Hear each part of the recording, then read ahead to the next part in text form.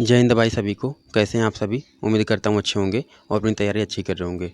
तो आप सबके लगातार कमेंट आ रहे थे कि भाई जीएस की स्ट्रेटजी का वीडियो बनाओ।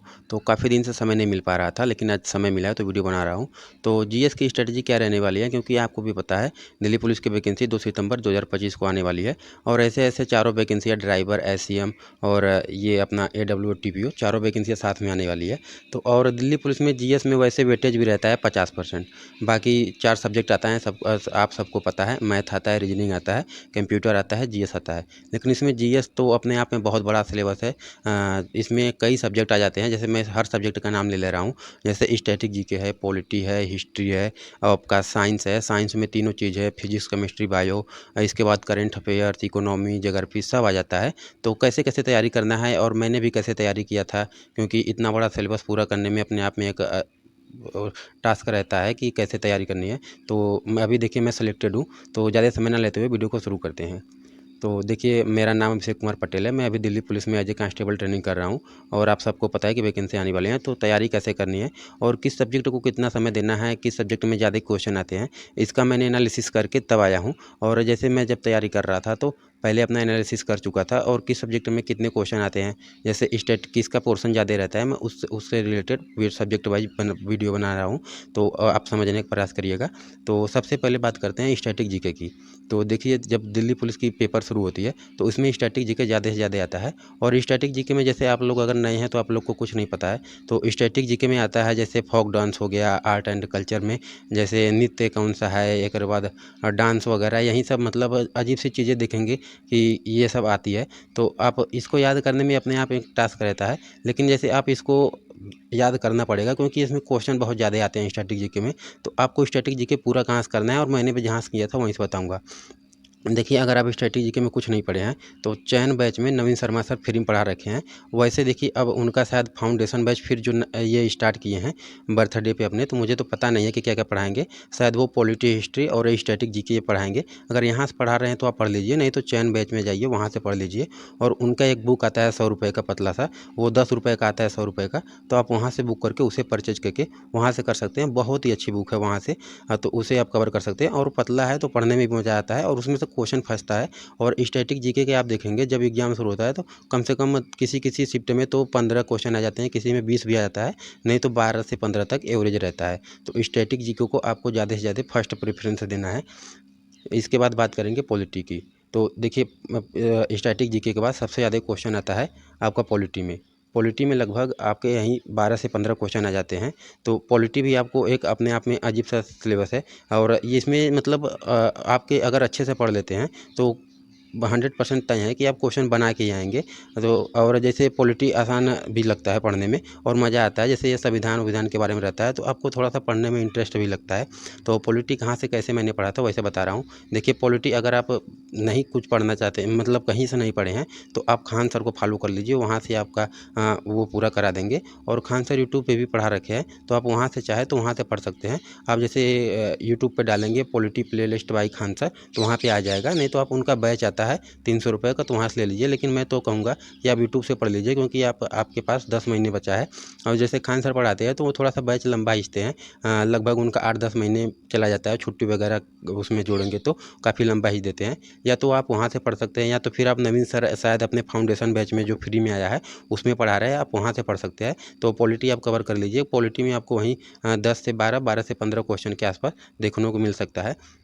और पॉलिटी में भी जैसे कुछ चीज़ें फिक्स रहती है कि कहाँ से पूछा। जैसे अब इस समय क्या है कि अनुच्छेद वगैरह के बारे में आता है कि कौन सा ये अनुच्छेद 21 में क्या है, अनुच्छेद 49 में क्या है, ऐसे आता है। और इसके बाद संविधान ये स्रोत कौन सा है, कि जैसे मौलिक अधिकार किस देश से लिया गया है और डीपीएसपी किस देश से लिया गया है, तो ऐसे ऐसे करके आता है। और ये चीज़ें आपको तब पता चलेगा जब आप प्रीवियस ईयर लगाएंगे, तो उसमें पता चल जाएगा कि क्वेश्चन आते कहाँ से हैं और किस टाइप से हमें पढ़ना है। तो जब आप प्रीवियस लगाएंगे तो उसके बारे में भी मैं आगे बात करूंगा।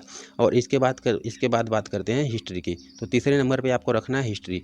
हिस्ट्री में भी आप देखेंगे कि 8 से 10 क्वेश्चन आ जाता है। और हिस्ट्री में भी 3 पोर्शन है, आपका एंशियंट, मेडुअल, मॉडर्न, तीनों पोर्शन आते हैं। लेकिन आप जब किसी टीचर से पढ़ेंगे तो वो आपको बता देते हैं कि इस तीनों में से किस में से ज़्यादा क्वेश्चन आता है। और हिस्ट्री में कुछ चीज़ें फिक्स रहती है कि यहाँ से मतलब बार बार वो क्वेश्चन रिपीट करते हैं, क्योंकि एसएससी ही लगातार जैसे एग्जाम कराता रहता है और एसएससी ही दिल्ली पुलिस का एग्जाम कराता है, तो वहाँ से पता चलती है कि यहाँ से ज़्यादा क्वेश्चन उठाता रहता है। और दिल्ली पुलिस का इस बार जैसे जीएस थोड़ा आसान था पिछली बार की अपेक्षा। तो हिस्ट्री आपको कहाँ से पढ़ना है, देखिए मैं तो खान सर से पढ़ा था। अगर आप खान सर से पढ़ना चाहें तो वहाँ से पढ़ सकते हैं। हिस्ट्री का भी जैसे मैंने उनका तो बैच लिया था, अगर आप फ्री में पढ़ना चाहें तो यूट्यूब पर डालेंगे तो आ जाता है प्ले लिस्ट बन के। नहीं तो अभी देखिए नवीन सर भी पढ़ा चुके हैं किसी बैच में, तो वहाँ से पढ़ सकते हैं। नहीं तो ये फाउंडेशन बैच पढ़ाएंगे तो वहाँ से पढ़ लीजिए। मैं तो कहूँगा कि आप जैसे जो रिकॉर्डेड बैच है उसमें से लेके पढ़ेंगे तो आपका फ़ायदा रहेगा, क्योंकि अभी आपके पास मात्र 10 से 11 महीने बचे हैं। और अभी अगर आप जीरो से शुरू करते हैं तो आपको सिलेबस पूरा करने में मेरे हिसाब से लगभग तो 7-8 महीने तो लगेंगे ही लगेंगे। तो अगर आप रिकॉर्डेड बैच से पढ़ लेते हैं तो 6-7 महीने में अगर आप सिलेबस पूरा कवर हो जाता है, तो इसके बाद आप अच्छे से प्रैक्टिस और रिवीजन कर लेंगे तो आपके सिलेक्शन के चांस ज़्यादा बढ़ जाएंगे। अभी से आपको जागरूक होना होगा, क्योंकि इस पर दिल्ली पुलिस में कंपटीशन बहुत ज़्यादा होने वाला है, तो अभी से जागरूक हो चलिए। इसके बाद बात करते हैं साइंस में।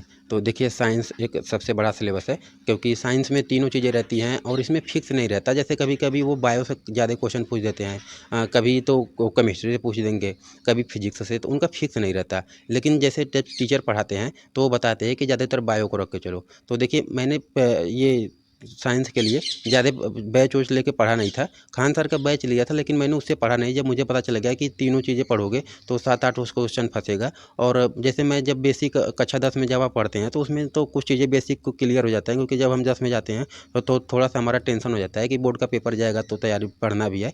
तो वहाँ से कुछ चीज़ें अच्छे से पढ़ लिए तो वहाँ से कवर हो गई थी। और इसके बाद जैसे मैंने किसी खान सर का बैच लिया था तो वहाँ से पढ़ नहीं पाया, क्योंकि खान सर काफ़ी डीप में पढ़ाते और यहाँ पे आपको थोड़ा हर सब्जेक्ट पूरा करेंगे तो फिर आपका पूरा सिलेबस पूरा भी नहीं हो पाएगा और आप इसके बाद थोड़ा पीछे भी रह जाएंगे। तो मैंने क्या किया कि अपना एक स्पीडी का बुक आता है, स्पीडी वाला, वो ले लिया। और वहाँ से जब वो उसमें क्वेश्चन डायरेक्ट रहते हैं कि क्वेश्चन आंसर और किस तरह के क्वेश्चन आते हैं आपको ये भी पता चल जाएगा। तो मैंने वो स्पीडी से क्वेश्चन प्रैक्टिस कर लिए। और जैसे मैं अभी बताऊंगा कि नवीन सर का प्रैक्टिस ले रहा था, तो वहाँ से भी अपना नए नए क्वेश्चन और जब प्रीवियस ईयर लगाओगे तो वहाँ से कैसे क्वेश्चन आते हैं तो वो भी पता चल जाता है। तो मैंने ऐसे ऐसे करके पूरा कर लिया। बाकी आप स्पीडी लेना चाहे तो वो भी अच्छी बुक है, तो वहाँ से आप कर सकते हैं। नहीं तो अगर किसी किसी टीचर से पढ़ रहे हैं तो वहाँ से भी पढ़ लीजिए। और तीनों सब्जेक्ट में आपको ज़्यादा प्रेफरेंस देना है बायो को, क्योंकि बायो से ज़्यादा क्वेश्चन पूछते हैं। कभी कभी वो केमिस्ट्री से पूछ देते हैं, कभी फिजिक्स से, क्योंकि उनको पता है कि लड़का जागरूक हो रहा है कि यहाँ से ज़्यादा क्वेश्चन आता है, तो वो पेपर को कठिन बनाने के लिए केमिस्ट्री पूछ देंगे तो लड़के बना ही नहीं पाएंगे, इसलिए वो पूछते हैं।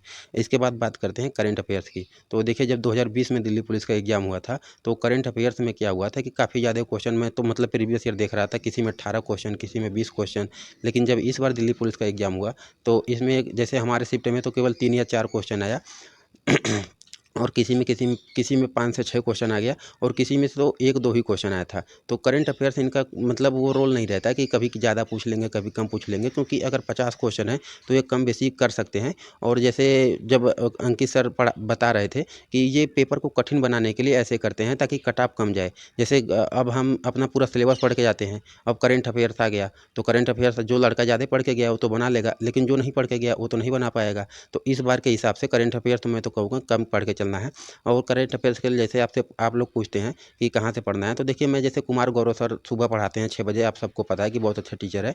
और जैसे वो करंट अफेयर्स पढ़ाते हैं तो उसमें ये नहीं कि केवल करंट अफेयर्स पढ़ाते हैं, उसमें स्टैटिक जीके और शुरू के 10 से 15 मिनट कभी पॉलिटी आ जाता है, कभी हिस्ट्री आ जाता है। वो क्लास उनकी बहुत इंपॉर्टेंट होती है, मैंने देखा है।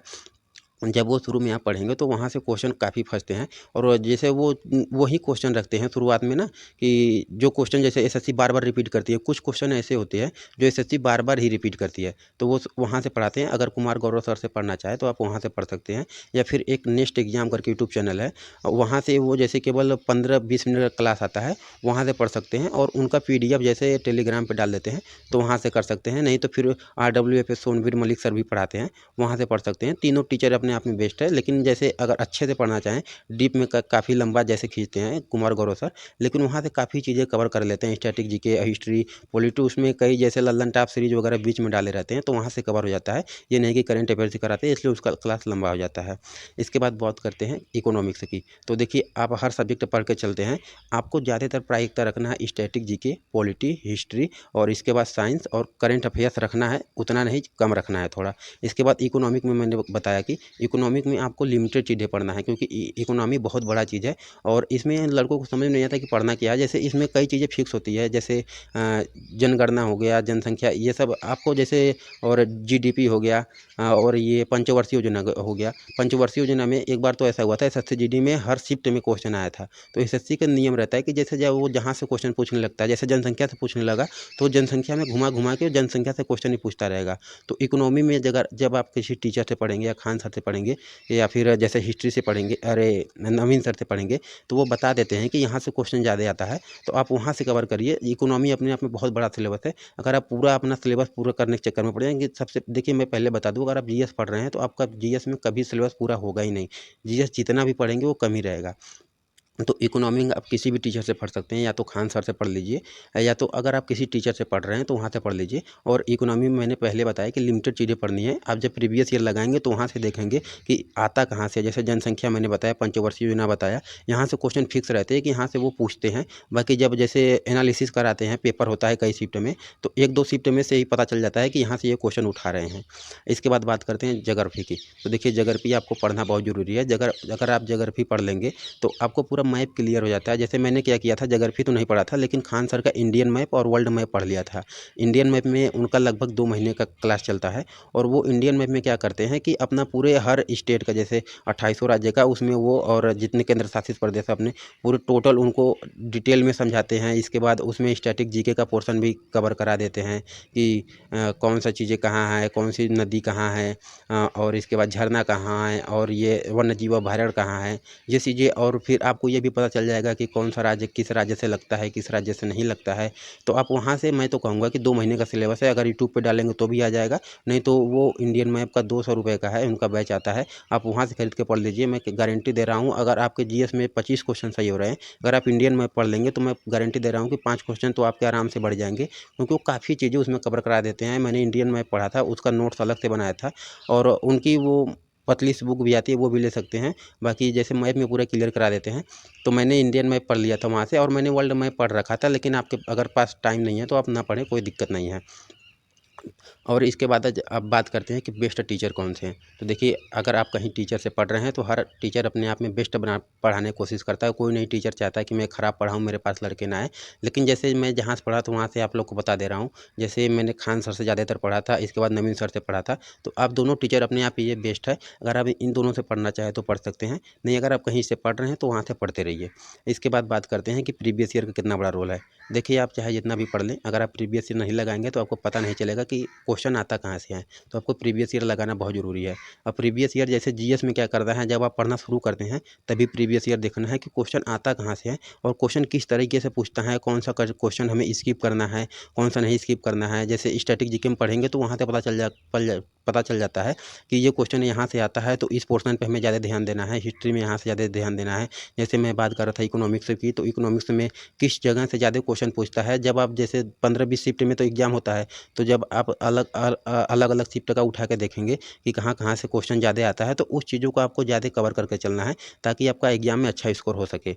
और इसके बाद बात करते हैं मॉक टेस्ट। तो आप एक चीज़ और बता दूं, आप चाहे जितना पढ़ लें, अगर मॉक टेस्ट नहीं लगाएंगे तो आपको समझ में नहीं आएगा, क्योंकि मॉक टेस्ट लगाना बहुत ज़रूरी है। जब हम पढ़ते रहते हैं तो हमारे पास सामने बुक रहती है, और मॉक में क्या है कि हमारे पास केवल क्वेश्चन रहेगा और आंसर रहेगा उसमें, और उसमें डाउट बहुत ज़्यादा होता है कि ए होगा कि बी होगा कि सी होगा। तो जब मॉक टेस्ट लगाएंगे तभी ये आपका डाउट क्लियर होगा। और शुरुआत में मॉक लगाएंगे तो एक चीज़ ये आपके साथ होगी, वो सबके साथ होता है, मेरे भी साथ हुआ था, कि नंबर कम आते हैं। जैसे मान लीजिए 50 क्वेश्चन आते हैं जीएस के, तो कभी 15 सही होंगे, कभी 20 सही होंगे, कभी 25 सही होंगे शुरुआत में। तो आपको इससे डरना नहीं है, ना घबराना है। करना क्या है कि आपको इम्प्रूव करना है। इसके बाद जैसे मॉक लगा रहे हैं तो आपको देखना है कि मॉक में क्वेश्चन कहाँ से आ रहा है, प्रीवियस ईयर कैसा आ रहा है, तो इससे रिलेट करके चलना है। और इसके बाद बात करते हैं कि जब आप मॉक लगा रहे होते हैं, जो क्वेश्चन गलत होता है उसको क्या करना है। तो आप जो क्वेश्चन गलत हो जाता है उसके लिए एक अलग से कॉपी बनाइए, जैसे मैंने भी बनाया था। तो जो क्वेश्चन गलत हो जाता था उसको अलग से नोट करता था, ताकि जैसे ये कभी या दूसरे मॉक में मिल जाए तो ये मेरा गलत ना हो।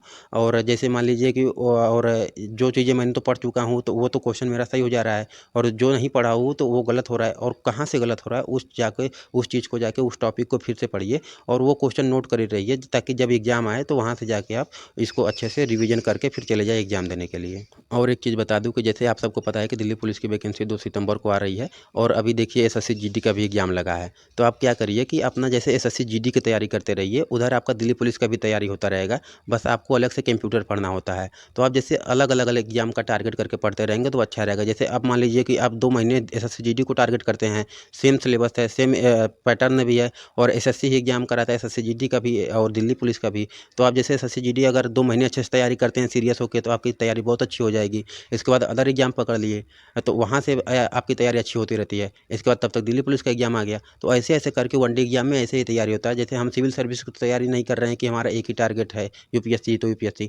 हम जब वनडे एग्ज़ाम की तैयारी करते हैं तो हमें क्या करना है कि अलग-अलग एग्ज़ाम को टारगेट करके तैयारी करना है। तो आप अभी एसएससी जीडी और दिल्ली पुलिस दोनों को फोकस करके चल सकते हैं। अगर बीच में कोई एग्ज़ाम लगा है तो उसे भी फोकस कर लीजिए क्योंकि ये सब सेम चीज़ें हैं और एसएससी ही दोनों का एग्ज़ाम कराता है। तो बाकी मैंने हर चीज़ बताया हूँ और जैसे अभी देखिए आरडब्ल्यूए पर फाउंडेशन बैच हर सब्जेक्ट का चल रहा है और जैसे आप लोग कहते हैं कि नवीन सर से पढ़ना चाहे यहाँ से पढ़ना चाहे वहाँ से पढ़ना चाहे तो नवीन सर भी पढ़ा रहे हैं तो यहाँ से पढ़ सकते हैं, नहीं तो खान सर से वहाँ से मैंने बेस्ट टीचर दोनों को बताया वहाँ से पढ़ सकते हैं।